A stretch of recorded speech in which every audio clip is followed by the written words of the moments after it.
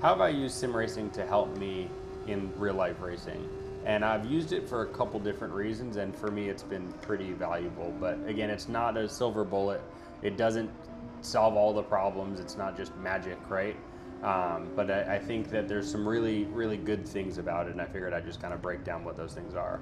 So number one is it allows you to know which way the track goes, which I don't know about you guys, but I'm not the kind of driver that can get behind the wheel and all of a sudden put down a super quick lap just after three or four laps. Like it's not who I am. I'm a little bit more technical around the data, and I don't really have as much of a distinguished feel of the car just because I don't have as many laps and as much seat time. So I use the sim to supplement that. So essentially I do hundreds of laps before each race just to make sure that one, I know the optimal line around the track.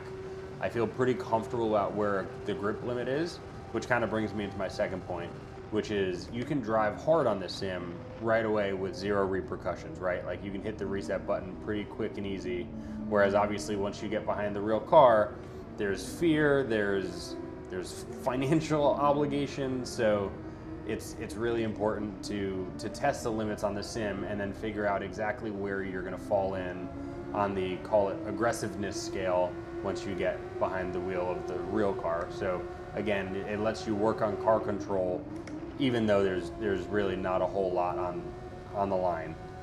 And then the last piece is, I think racecraft is hugely undervalued with sim racing. I think that, again, once you get into a real racing battle, knowing exactly what to do without having done this your whole life or being in go-karts and exactly knowing, again, how to complete a pass, sim racing has done just that for me and then some, which is where I can really practice, not so much with AI in my personal opinion, but with real life drivers and actually play that game of high speed chess and try and outsmart them a little bit and make them mess up and make some errors. So anyway, thanks for listening as I spin out.